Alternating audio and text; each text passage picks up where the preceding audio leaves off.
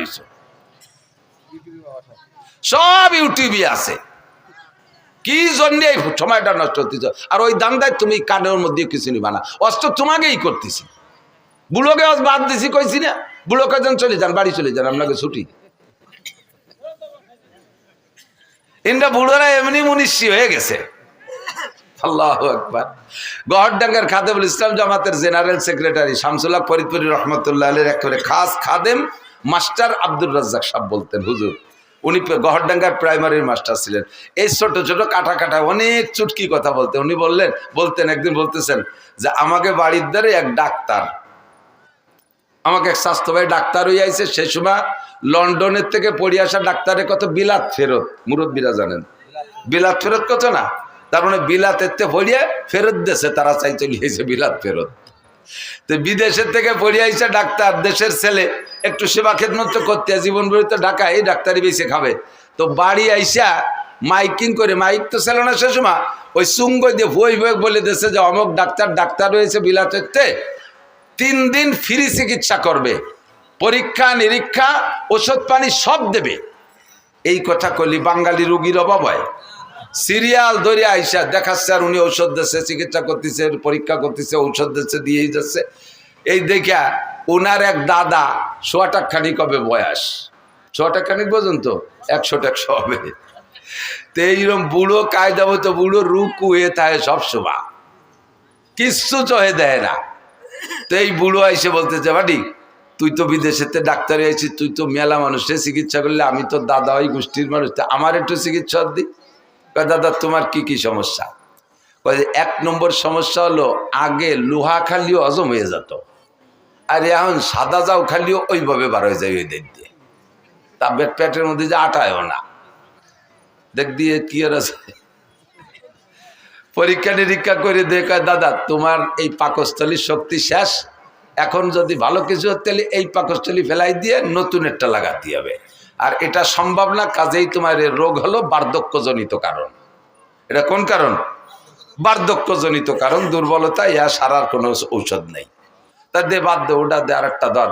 আগে আমি দিনের বেলাও তারা দেখতাম, এতে রাত্রিও তো চাঁদরা দেখিনি। দেখবি চোহের কি এলো, ভালো করে চোখ টোক দে, চোখে পাওয়ার একটু থাকলি না, চশমা দিলে আর একটু বাড়ে। তার ভিতরে এমন মাইর খাইছে, দাদা তোমার এটাও সারবে না, এটাও বার্ধক্যজনিত কারণ। এটা কোন কারণ? বার্ধক্যজনিত কারণ। থাকতো এটা বাদ দে, দেখ দিয়ে আগে আমার এই চামড়া কি সুন্দর টাইট ছিল, তেল তেলে এনে গরুর গলার মতো ঝুলিয়ে গেছে গায়ে জায়গায় দিয়ে, এরে কিভাবে ফিরে টাইট করা যায়? ও কি পাম্পার দিয়ে ফুলবে নাকি? আপনার দড়ি টড়ি কয় দাদা এটাও আর টাইট হবে না, এটাও বার্ধক্যজনিত কারণ। ডাক্তার কুজো ডাক্তার চেয়ারে বসে, কি বলে বুড়ো আর ডাক্তার তো বসে দিছে চেয়ারে, বুড়ো চেয়ারে তো উঠে আসে ডাক্তারের গাড়ের উপরে ওই বুড়ো আইতে 2 চড়। তুই কিসের সাথে ডাক্তার হয়েছিস? যেটা কই সেইটা আমার বার্ধক্যজনিত কারণ। তো তুই কি এরিস? এটা বার্ধক্যজনিত কারণ, ওটা বার্ধক্যজনিত কারণ। তো ডাক্তার কয় দাদা যে পরে 2 চড় দিলে এটাও বার্ধক্যজনিত কারণ। আমি এতেও রাগ হলাম না, বয়স থাকলে বুঝতে যে ডাক্তাররা চড়ানো যায় না, বার্ধক্যজনিত কারণে চড় 2ও দিলিয়া।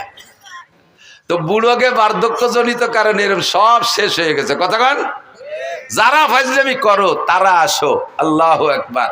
এই গানের নাম শুনলে এদিকতে আগে তো যথেষ্ট গান ছিল, গান হতো না, জারি যাত্রা, করসা কাজির গান, গুণযাত্রা, তারপরে আরো কত কি বাউল গান, ফাউল গান, বিচার গান, এগুলো ছিল না?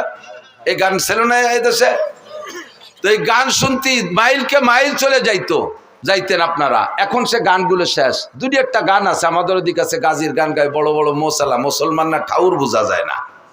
পুরি পরিমাণ মারেফাত আর শরিয়াতের কথা এই গানের মধ্যে কয়, আর কইটে কয় ডাক্তার হুজুর গে চ্যালেঞ্জ। আমি বুখারী মুসলিম, হযরত মাওলানা মমতাজ, হ্যাঁ ওই যে এমপি মমতাজ না মানিকগঞ্জের, মুহাদ্দিস মমতাজ, কত বড় সাহস বুকির পাঠায়। এই ফাউলগুলোর স্বভাবই এই, এদের স্বভাব জন্মই হয়েছে বেয়াদবির মাধ্যমে। কতক্ষণ এদের জন্মটাই বেয়াদবের মাধ্যমে। সারাটা বাংলাদেশ মুহাদ্দিসে ভরা, হাজার হাজার লক্ষাধিক মুহাদ্দিস শাইখুল হাদিস বাংলার জমিনে, যারা নিজেরা শাইখুল হাদিস পরিচয় দেয় না অথচ হাদিসের কিতাব মুখস্থ পড়ায়, তারা বলতে পারে না যে আমি এই পড়ছি, বলে না। আর জীবনে কোনোদিন হাদিস শব্দ বানান করতে যদি পারে ও আরবিতে, তাহলে ওরে আমার সারা জীবনের ইনকাম দিয়ে দেবো। ও যদি হাদিস শব্দের শুদ্ধ বানান করে পড়তে পারে। আর সে কয় আমি বুখারী, মুসলিম, তিরমিজি, আবু দাউদ, নাসাই পড়েছি। বাংলায় লেখাটা ওয়া আর কি কবাই, সে গেলে একটু না কয়ে পারা যায় না। আমার সাথে আগে থাকতো মজিবার দারোগা, এই যে বলমারি মোটরসাইকেল চালাতো, যারা দেখছেন 7-8 বছর দারোগাতে রিটায়ার্ডের পরে আমার নিয়ে চলে বেড়াতো। আল্লাহ, গেছি উনারে নিয়ে সাতক্ষীরে, এই কালকে যাই আইছি সেই সাতক্ষীরে শ্যামনগর বংশীপুর শাহী মসজিদ মাদ্রাসা। তো ওনার তো স্বাস্থ্য, চেহারা সব কিছু আমার চেয়ে অনেক ভালো। দাড়ি টাড়ি পাখে মেহেদি লাগানো, পান খায়, গাল বেরিয়ে, পাগড়িওটা বাঁধছে, সাদা জামা টামা, মোটরসাইকেল উনি চালায়। শীতকালে দিন আমি ছোট মানুষ, পিছনে ব্যাগ গাড়ি হয়ে বসে রয়েছি। নামার সাথে সাথে সবাই মনে হচ্ছে উনি বক্তা, আমি বুঝি খাদেন। এর আগে আমি অনেক যাইনি আগে কোনোদিন। উনারে গোটগাট করে গুছাইয়ে আত্মীয় নিয়ে গেছে, মুসাফা সব উনার। আমার সাথে কেউ কথাই কয় না, আমি খাদেন সব, এত কি দাম আছে। ভিতরে নিয়ে বসাইয়ে সব গোলগাল হয়ে বইছে, নাস্তা পানি সব ওনারে দিচ্ছে। উনি একটু মোড়া দিতে চায়, আমি চোখে সারা দিছি, কথা কই না, দেখতে দেয় আজকে খেলাটা হয়ে যাকে ভাবে। তো নাস্তা পানি সব খাইছে, আমারে মাঝে মাঝে একটু দেয়, সাথে আইসি ওই পাশে একটু খাইছে। শীতের সময় ওনার গায়ে দামি কম্বলের টাইনে মোড়াই দিছে। আমি কোন, আমার তো শীত করতেছে, আমার এখানে খেতা দিছে, আমি কোনায় তাই গায়ে দিয়ে কাইতে রয়েছি। নাস্তাওয়ালি খাওয়া শেষ। এখন আমার নামের সাথে পরিচয় দিয়েছে শাইখুল হাদিস। আর উলামায়ে কেরামের স্বভাব আছে, কোনো বক্তা আসলে তার যোগ্যতা পরিচয় নিয়ে একটু তাহকিক করে, খোঁজাখুঁজি করে। তো ওনারে জিজ্ঞেস করছে, হুজুর আপনি ফারেক কোন সালে কোন জায়গাতে? ফারেক গেল মৌলানা পাশ করারে ফারেক কয়, কোন জায়গাতে কোন সালে ফারেক? তো উনি সালেরটা যেন কি কলো যে শরীয়তপুর পুলিশ লাইন থেকে ফারেক। আমি তো খেতা মুড়ি দিয়ে হাসি মরি যাচ্ছি, শরীয়তপুর পুলিশ লাইনেতে। তো আলেমুল আমরা মনে করছে কি যে পুলিশ লাইনের কাছে মাদ্রাসা আছে, তো ওই মাদ্রাসার নাম পুলিশ লাইন মাদ্রাসা, যেমন যশোর রেল স্টেশন মাদ্রাসা, এটা পুলিশ লাইন মাদ্রাসা। উনি কিন্তু মিথ্যে কথা করছে না, কথা সত্যি বলেছে, পুলিশ লাইন নিতে পারে। তো হুজুররা ওই বুঝে চুপ করে রয়েছে। এরপর বলছে যে এখন কোথায় কি খেদমত করেন, কি করেন? বুখারী শরীফ পড়াই। আমি ওরে ডাকাইত, এবার যদি ধরি বসে কোন মাদ্রাসা, তাহলে কি করবেন? তো কোথায় পড়ান? আমার বউরে বাংলা বুখারী শরীফ পড়াই, আমি পড়ি, আমার বউ শোনে। তো বুখারী শরীফ যে পড়ায় সে হলো শাইখুল হাদিস। তা উনি বাংলা বুখারী পড়ে আর ওনার বউ শোনে, এই জন্য উনি শাইখুল হাদিস। এখন ওরা চালু বলে ধরতেছে, তা সেই যে হুজুর বুখারী পড়ায় মাদ্রাসায় শাইখুল হাদিস, সে হুজুর কো? ওনার কাছে জিজ্ঞেস করতে সাহস পায় না। এই করতে করতে আমার টাইম যখন হয়ে গেছে, এই সময় ওনারা বলতেছে যে হুজুর চলেন স্টেজের সময়। এখন উনি কয় বক্তা তো আমি না, বক্তা তো ওই হুজুর। 3-4 জন কয় এতক্ষণ যে নাস্তা পানি খাইছি ফেলা।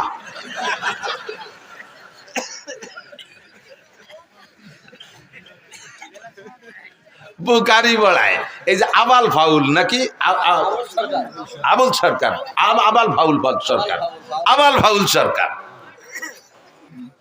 কি কইছে আপনারা সবাই শোনেন নাই তো? সবাই কি শুনছেন ও কি কইছে আল্লাহর শানে? দেখেন সবাই শোনেন নাই, তারপরও শোনেন। আবার আমি নিজে শুনছি, যেটা সেটা হলো ও বলে আল্লাহ কি কথা কয় মুখ দিয়ে না, ওই পাছার নাম অন্য কিছু কয়। কি কয়? হোক দে। ও ভাষা তো আমি বুঝি না, মানে যারা আমরাকে বাংলায় কি বলে মুখ দিয়ে না, পাছায় দিয়ে, বা আরো নিচের বাংলা গুদ দিয়ে। কেন এরকম কয়? যে আল্লাহর এক মুখ দিয়ে 5 রকম কথা কয়, একই কথা 5 রকম। আউয়ালু মা খালাকাল্লাহুল ইশক, আউয়ালু মা খালাকাল্লাহু নূরি, আউয়ালু মা খালাকাল্লাহুল আরশ, আউয়ালু মা খালাকাল্লাহুল কদর, আউয়ালু মা খালাকাল্লাহুল কলম। আল্লাহ কয় সর্বপ্রথম আমি ইশক বানাইছি। সেই আল্লাহ আবার জায়গায় বসে কয় সর্বপ্রথম আমি আরশ বানাইছি। সেই আল্লাহ আবার কয় সর্বপ্রথম নূর বানাইছি। সেই আল্লাহ আবার কয় সর্বপ্রথম কলম বানাইছি। আবার আল্লাহ কয় আমি সর্বপ্রথম তকদির বানাইছি। তাহলে এক সর্বপ্রথম কয়বার হয়? এক সর্বপ্রথম কয়বার হয়? আল্লাহরও হুঁশ নেই, আল্লাহকে মুখ দিয়ে কথা কয় না, পাছায় দিয়ে কথা কয়। বলেন তো এর কি কওয়া দরকার?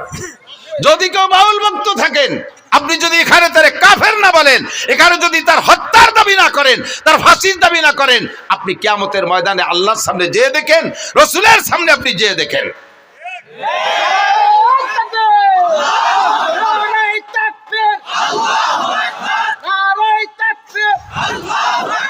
ইসলামের শত্রুরা হুঁশিয়ার সাবধান, আল্লাহ রাসূলের শত্রুরা, জোরে আল্লাহ রাসূলের শত্রুরা, আল্লাহ রাসূলের শত্রুরা, নারায়ে তাকবীর। যদি কেউ থাকেন তওবা করেন। গান এদিক থাকেন, আরবিতে গানের অনেক ভাষা আছে।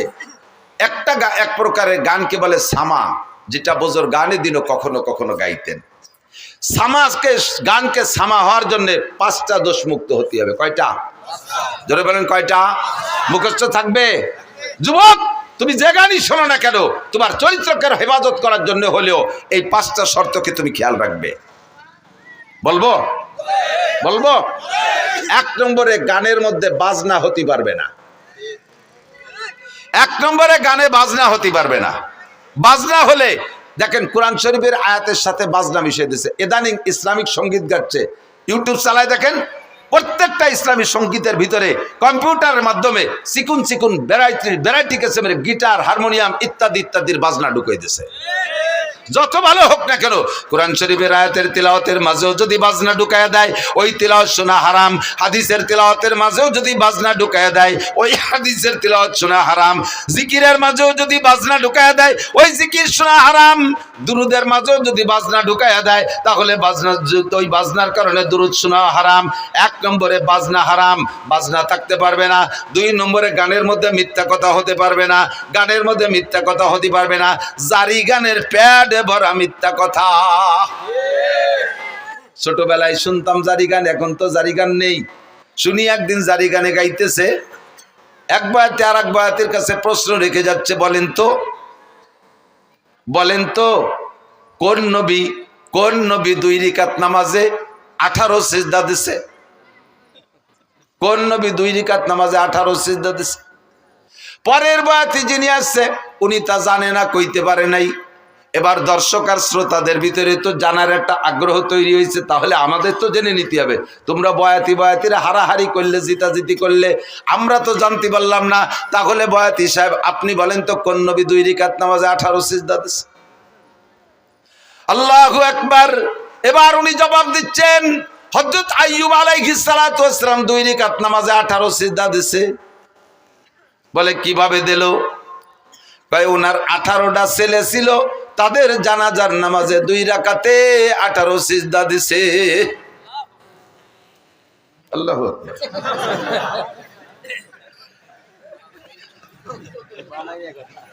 এইভাবে টাইম দিয়ে কলি সুবহানাল্লাহ আর আল্লাহু আকবার করতে হবে জানা। এবার আমি বললাম, আমি তো সে সময় শুনি নেই। পরবর্তীতে জারি গানের বয়াতি কিবরিয়া সাহেবের সাথে একদিন মাহফিল, আমি বললাম আপনারাও গাইতেন নাকি এই গান? কয় হ্যাঁ, তো আমরা গাইছি। তা বলেন তো 2 রাকাতে 18 সিজদা কেন দিল? কয় তার 18 ছেলে ছিল, জানাজার নামাজে 18 সিজদা। আমি বললাম যে এই কথাটা বুয়ো না সঠিক, আপনি কি টের পান নাই কোনোদিন? কয় বুয়ো হওয়ার কারণ কি? আমি বললাম আপনি কি জানাজার নামাজ জীবনে পড়ে থাকেন? কয় হ্যাঁ, 1 মাস আগে তো আমার মার জানাজা পড়ছি। কয় সিজদা দিয়েছেন? কয় রাকাত পড়ছেন জানাজার নামাজ? কয় জানাজার নামাজ কি রাকাত আছে নাকি? তা আপনার জানাজার রাকাত থাকলো না, আইয়ুব আলাইহিস সালাম রে 2 রাকাত পড়ালেন কিভাবে? তাও তো এক কথা। এখন কানে বানি গেছ, তাও তো এক কথা। আমাকে জানাজার রাকাত নাই, আইয়ুব আলাইহিস সালাম রে 2 রাকাত পড়াবাকে। আমি বললাম আপনার মায়ের জানাজায় কয় সিজদা দিয়েছেন? কয় সিজদা একটাও দেই নাই। তা আইয়ুব নবীর সন্তানদের জানাজায় সিজদা দেবে কেন? সিজদা হবে একমাত্র কার জন্য? আল্লাহু আকবার। বরাবর 3টি অঙ্গ হেফাজত করো, এই অঙ্গটা হেফাজত করো আল্লাহর জন্য, জবানটা হেফাজত করো আল্লাহর জন্য, বরাবর নিচে আরেকটা অঙ্গ শরমগা হেফাজত করো আল্লাহর ভয়ে। 3টি অঙ্গর হেফাজত যদি করতে পারো, তাহলে নবী পাক বলেন আজমাল্লাহুল জান্নাহ, আমি তোমার জান্নাতের জামিন হইয়া যাব। সিজদা হবে কার জন্য? একমাত্র আল্লাহরই জন্য। মূর্তির সামনে সেবা, পীরের সামনে সেবা। দেখেন না বাউল পাল্টি ওকে ছবি দেখেন, আরো ভিডিও দেখেন, দেখবেন ওই বাউল, বড় বাউল বৈশা আছে, আর ছোট ছোট কুসো ফাউলরা যে তার সামনে সেবা দিচ্ছে। দেখছেন না সিজদা দিতে? এগুলো মোমেন না মুশরিক? মোমেন না মুশরিক? আকলিস দীনাকা ইয়াকফিকাল আমালুল কালিল।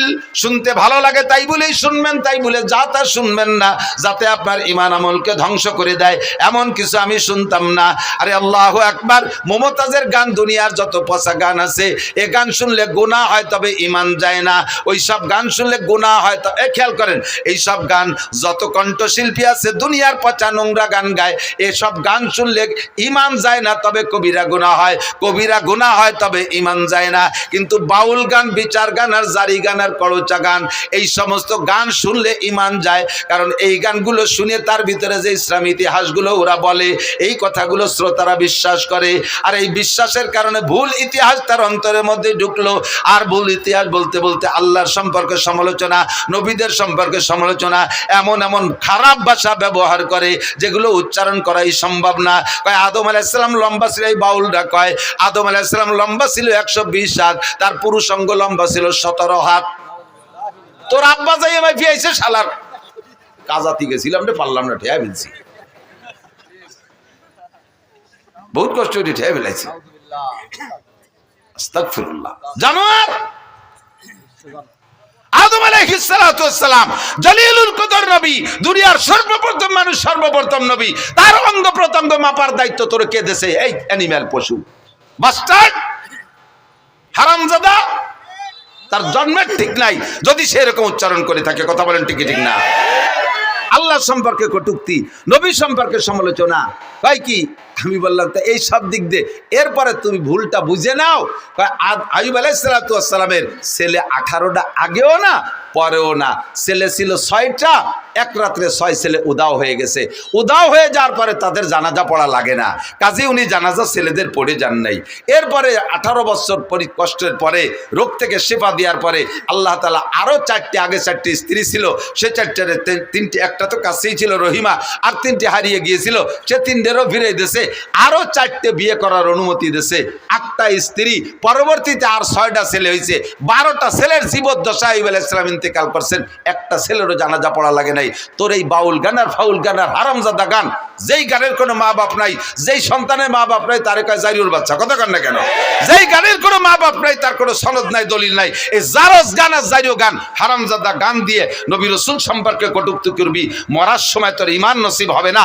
হাসরের মাঠে নবী পাকের সুপারিশ তো দূরের কথা, তুই থাকবি জাহান্নামের প্রথম স্থানে। কথা বলেন ঠিক ঠিক না? আর জীবনে কোনোদিন আমরা জারি গান, বাউল গান, ফাউল গান শুনবো? জোরছে বলছেন, জোরে বলেন। কারা কারা শুনবেন না একটু আল্লাহকে হাত দেখাবেন। কেউ কে হাত অল্প একটু জাগাইছে, আমি অল্প একটু শুনবো, এরকম নেই, পুরো টান টান। বাউল পার্টি হালাল না হারাম? বাউল পার্টি জায়েজ না না জায়েজ? বাউল গান শোনা জায়েজ না না জায়েজ?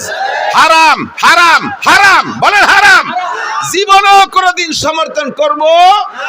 বাউল সরকার, আবুল সরকারের ফাঁসি চাই, ফাঁসি চাই, ফাঁসি চাই, আবুল সরকারের ফাঁসি চাই। নারে তাকবীর।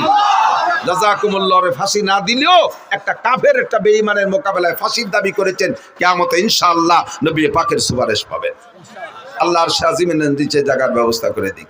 2 নম্বরে মিথ্যা কথার কারণে গান হারাম। কয় কি? একটা না কয় পারতেছি না, দিক খেয়াল কয় কি? বলো ওয়াইস করনি, খেয়াল করেন, ওয়াইস করনি বিলাল রে, বিলালের বাড়ি যাইয়া, শুনছেন মনে হয় কেউ কেউ শুনতে পারে, বিলালের বাড়ি যাইয়া রুটি খাইয়া তার হায়াত ছিল 7 দিন, বাড়াই দিয়েছে 70 বছর। বোঝেন বোঝেন কথাটা বললে ওয়াইস কর্ণীর কারামতি বাড়িয়ে গেল, যে ওয়াইস কর্ণী কত বড় বুজুর্গ বাবা, তার কথায় আল্লাহ বিলালের হায়াত বাড়াই দিয়েছে, এর ওয়াইস কর্ণীর শান বাড়াইছে। এবার এই বাড়াইতে যাইয়ে মাইকটা দিয়েছে কোন জায়গা তা টের পাইতে দেয় না। বিলাল রাদিয়াল্লাহু তাআলা আনহু আর হুজুরের বাড়ি মদিনায় যারা গেছেন তারা বলেন, মসজিদে বিলাল চেনেন তো? মসজিদে বিলাল, মসজিদে বিলাল কুবা রোডে যাইতে বাম পাশে মসজিদে বিলাল, আর মসজিদে নববী ওই জায়গা, মসজিদে নববীর মধ্যে হুজুরের বাড়ি। তো হুজুরের বাড়ি আর বিলালের বাড়ি প্রায় আধা কিলোমিটার হবে দূর, বিলালের বাড়ি যেখানে, মসজিদ যেখানে। এই জায়গা যাইয়া ওয়াইস কর্ণী বিলালের বাড়িতে রুটি খাইয়া সেই রুটির দোয়া দিয়া বিলালরে হায়াত বাড়াই দিয়েছে। একটু আধা কিলোমিটার হাঁটে যাইয়া রসুলরে দেখে আসলো না। বোঝেন কথা, বোঝেন? ওয়াইস করনি আর নবী আলাইহিস সালাম একই জামানায়। নবীর কথা শোনার সাথে সাথে হযরত ওয়াইস আল কারনি কলেমা পড়ে ইসলাম গ্রহণ করেছেন। নবী পাকের সাথে দেখা করতে যাবেন, কিন্তু বৃদ্ধা মা ঘরে থাকার কারণে যাইতে পারতেছে না। চিঠি লিখছে হুজুরের কাছে, হুজুর আমি তো আমার এই বৃদ্ধা মার খেদমতে আছে, আমার আর খেদমত করা কেউ নেই আমার মাকে, তা আমি কি আপনার সাথে একটু যদি দেখা করতে পারতেন তাহলে হতেন সাহাবি। আর সাহাবি আর ওয়াইস কর্মীর মধ্যে পার্থক্য কি জানেন? সাহাবি আর একজন নর্মাল সাহাবি আর ওয়াইস কর্মী, 1 কোটি ওয়াইস কর্মীর যে দাম, সাধারণ একজন সাহাবির দাম তার চেয়ে বেশি। একই জামানায় হইয়া ওয়াইস কর্মী এই সাহাবি হওয়ার ফজিলাতটা নিতে যাইতে পারে নাই মায়ের খেদমতের কারণে। সেই ওয়াইস কর্মী মারে বাড়ি থুইয়া হুজুরের বাড়ির দ্বারেতে বিলালের বাড়ি যে রুটি খাইয়া বিলাল রে হায়াত বাড়াই দিয়ে আসলো, নবীর একটু দেখিয়ে আসলো না। এর নাম জারি গান না জারিও গান? বাংলায় কমেন্ট একটু। কতজনের জারির বাচ্চাকে গালি হয়েছে নাকি? একটু গালিও না, এটা গালি দিলেও নাকি আছে? এই গান কি জারি গান না জারিও গান? যার কোনো মা বাপ নাই, মিথ্যে কথা। এরপরে জারি গানের ভিতর গায় আল্লাহ উসমান রে আর কুলসুম রে আল্লাহ জাহান্নামে দেবে। উসমান রাদিয়াল্লাহু তাআলা জিন্নুরাইন হুজুরের একটা মেয়ে বিয়ে দিয়েছে, ওইটা মারা গেছে, কয়েকদিন পর আরেকটাও দিয়েছে। এরপরে হুজুর বললেন আমার যদি আরো মেয়ে থাকতো আর একটা একটা করে উসমানের সাথে দেব, আর মরবে আরেকটা দিতে থাকবো, মরবে আবার আরেকটা দিতে থাকবো, যতগুলো মেয়ে থাকতো আমি পরপর উসমানের সাথে দিতাম। এই উসমান রাদিয়াল্লাহু তাআলা তৃতীয় খলিফা, নবী আলাইহিস সালামের কলিজার টুকরা জিন্নুরাইন, হুজুরের 2টা মেয়ে ওনার সাথে বিয়ে দিয়েছে বিদায় হুজুর বলে জিন্নুরাইন 2টা নূরের অধিকারী। সেই উসমান আর হুজুরের মেয়ে কুলসুম এই দুইজনে বদদোয়ারে ডেওয়াই দিচ্ছে জারিও গানা লাগে বিবৃতি শুনে যে হযরত উসমান ধনী মানুষ, বিশাল জিয়াফত করছে, অনুষ্ঠান করছে। সেই অনুষ্ঠানে ফাতেমা আর আলী আর হাসান হুসাইন এই 4 জনের পোশাক ভালো না, গরিব, এই জন্যই 4 জনের দাওয়াত দেয়নি, খাতি দাওয়াত দেয়নি। যেমন দাওয়াত দেয়নি আল্লাহ সেরকম বিচার উড়িয়ে দিছি, সব ডেক ভরা ভাত মাটি হয়ে গেছে। পুরা কয় বাবিটা যে দেখে আইছে। শুনছেন না এই কথা? এই গান শুনছেন না? আমি শুনছি, আপনারা না শুনলে আমি শুনছি। এইরকম তাজা মিথ্যে কথা। ওয়াইস কর্মী কি বলে হযরত উসমানের বাড়ির ভাত সব মাটি হয়ে গেছে, আর এইটি জারি গানের ভিতরে শুনেইয়া হযরত উসমান আর কুলসুমকে কালারিং করেছে হাসান হুসাইন ফাতেমা পাক পাঞ্জাতনরে মোহাব্বত করতে যাইয়া। তুমি বেঈমান হয়ে গেছো। তুমি কি জানো উসমানকে? তুমি কি জানো? হযরত উসমান রাদিয়াল্লাহু তাআলা বলেন হুব্বিবা ইলাইয়া মিনাদ দুনিয়া সালাস, দুনিয়ার 3টে জিনিস আমার ভালো লাগে। এর আগে হযরত হুজুর নিজে বলছেন হুব্বিবা ইলাইয়া মিনাদ দুনিয়া সালাস, আমার দুনিয়ার 3টে জিনিস ভালো লাগে, আতিব ওয়াল মারআত ওয়াজুলাত কুররাতু আইনি ফিস সালাত। হুজুর বলেন আমার 3টে জিনিস ভালো লাগে। 1 নম্বরে আতর সুগন্ধি, 2 নম্বরে নারী জাতিকে ভালো লাগে, মাকে মা হিসেবে, দাদিকে দাদি হিসেবে, নানিকে নানি হিসেবে, স্ত্রীকে স্ত্রী হিসেবে।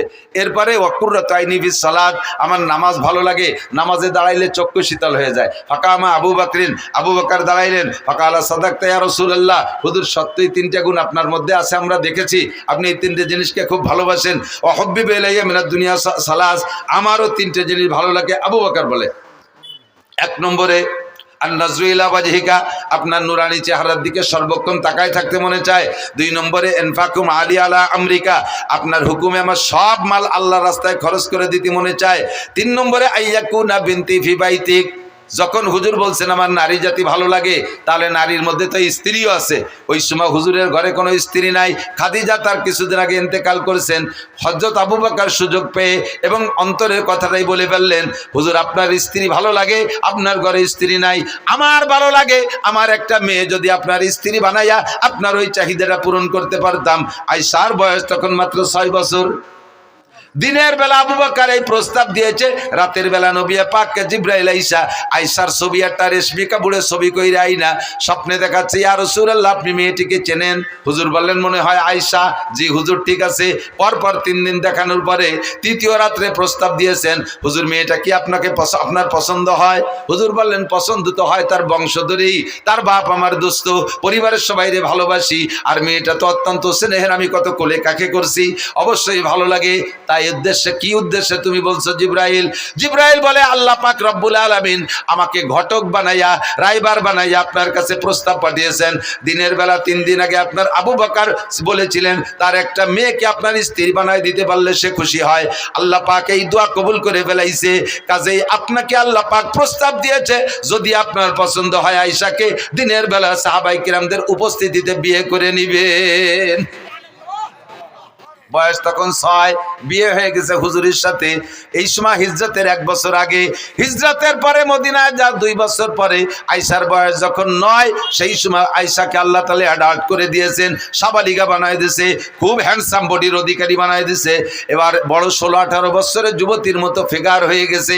হযরত আয়েশার মা আয়েশা রাদিয়াল্লাহু তাআলা আনহাকে নবী পাকের ঘরে স্ত্রী হিসেবে ব্যবহারের জন্য দিয়ে আসছে। হয়ে গেল আবু বকরের 3টা। ফাকামা ওমর দাঁড়াইলেন। ফাকালা সাদাকতা ইয়া আবু বকরিন, ভাই আবু বকর সত্যই বলেছেন, আপনার মধ্যে 3টে গুণ আমরা উপলব্ধি করেছি। ওয়াহুব্বিবা ইলাইয়া মিনাদ দুনিয়া সালাস। হযরত ওমর বলেন, আমারও 3টে জিনিস ভালো লাগে। এই 3-এর পালা চলতেছে, আমারও 3টে জিনিস ভালো লাগে। কয় বলেন কি কি? কয় 1 নম্বরে আল আমরু বিল মারুফ, সৎ কাজের আদেশ দিতে শক্ত হাতে, সৎ কাজের আদেশ দিতে শক্ত হাতে, এটা আমার খুব ভালো লাগে।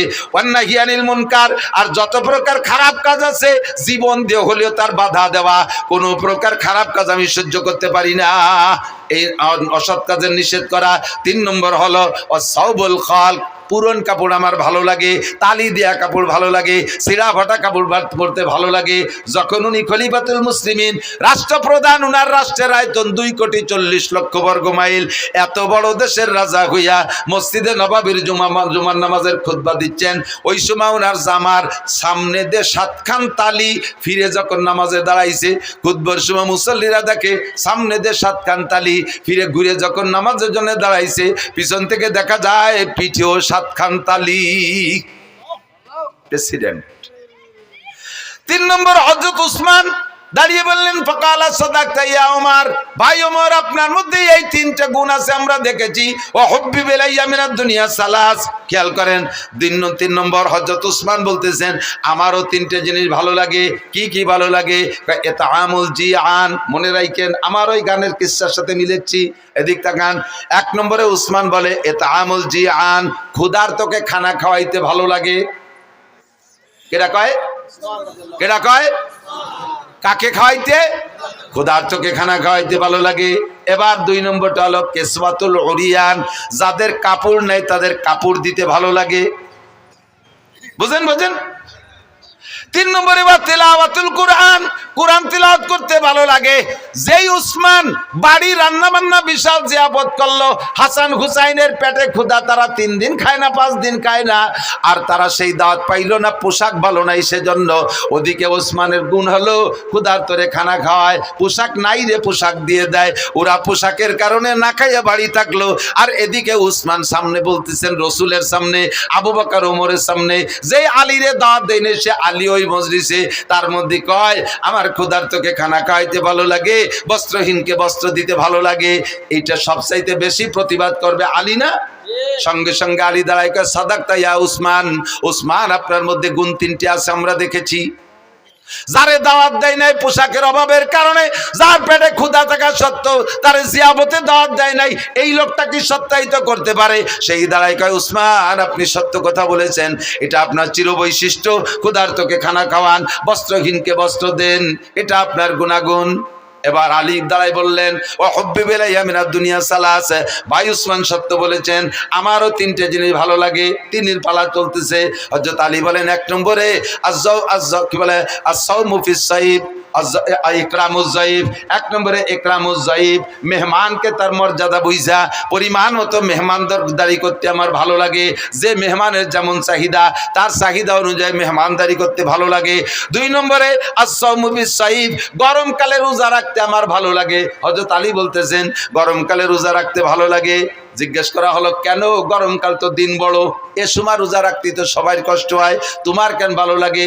হযরত আলী বলেন গরমকালে রোজা রাখতে ভালো লাগার কারণ হলো হুজুর বলেছেন লিসাবে ফারহাতান, রোজাদারের 2টা আনন্দ। একটু বলেন কয়টা? রোজাদারের 2টা খুশি। ফারহাতুন ইনদা লিকায়ে রাব্বিহিম, যত মানুষ রোজা রাখবে দুনিয়ায় সমস্ত মানুষ আল্লাহ পাকের সামনে সাক্ষাৎ হবে, আর আল্লাহ পাক সব রোজাদারের গালে উঠাইয়া মুখে উঠাইয়া খানা খাওয়াবে। এইটা হলো আখিরাতের খুশি। আর একটা খুশি হলো কি বলা হয় লিসামে ফারহাতান ফারহাতুন ইনদা লিকায়ে রাব্বিহিম, আরেকটা খুশি হলো ফারহাতুন ইনদা ফিতরিহিম। দুনিয়ায় যত খাবার খান, আমার দিক, দুনিয়ায় যত মজার খানা খেয়ে থাকেন না কেন, একটু সত্যি কথা বলেন, ইফতারির চাইতে মজা পান কোনো তাই? ডাল চাল খিচুড়ি চাপড়ি ডুটি মুটি খুঁতফুটনু যা দিক